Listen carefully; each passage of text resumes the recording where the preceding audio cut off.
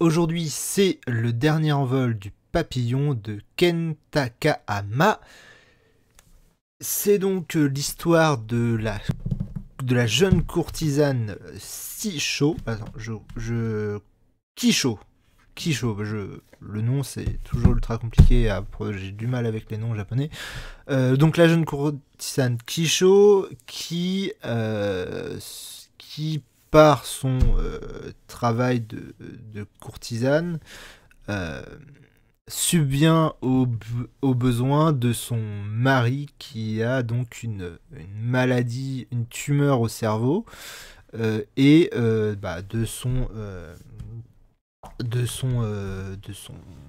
ouais, j'allais dire de son fils, mais en fait c'est son beau-fils, puisque en fait c'est un deuxième mariage. En fait, cette Kisho a été vendue au quartier des plaisirs, et donc son mari a racheté sa dette et l'a sorti du quartier, et quand celui-ci est tombé gravement malade, elle est revenue au quartier des plaisirs pour subvenir aux besoins, donc aux soins et aux besoins de son mari et donc de son beau-fils. Comme vous l'aurez deviné, c'est ultra mélancolique, ultra triste. Tout le long le bouquin est traversé de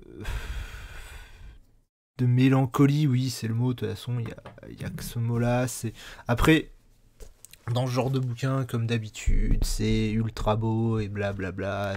Ils sont très forts pour ça, pour les tenues et tout ça. C'est génial. Mais voilà, il y a il y a cette extrême mélancolie qui traverse le manga. Alors, clairement, c'est pas... Même si on suit le quotidien donc un peu de cette courtisane, l'accent est mis donc sur...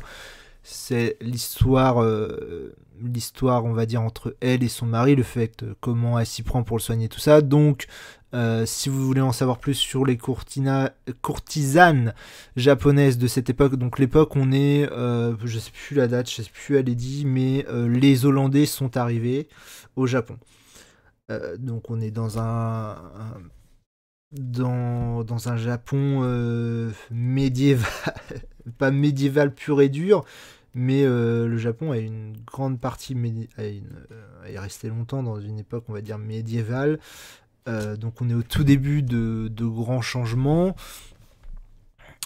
puisque les Hollandais arrivent et c'est eux qui ont fait pas mal bouger les choses. Bref, donc je disais, même si on suit le quotidien de ces courtisanes, on n'apprend pas tellement sur elle en tant que telle, puisque voilà, comme j'ai dit, on suit l'histoire d'amour entre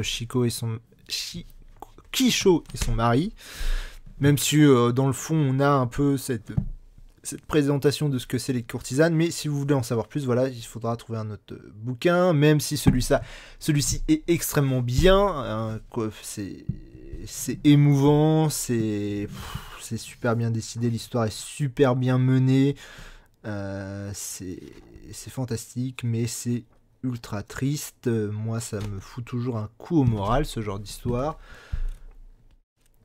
En plus, la fin est bien sûr en demi-teinte, hein, c'est pas un happy end pur et dur, hein, c'est clairement quelque chose d'assez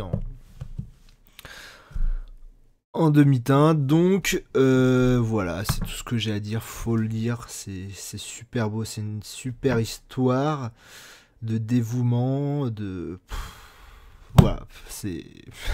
Bla, bla, mais on va essayer de s'en remettre.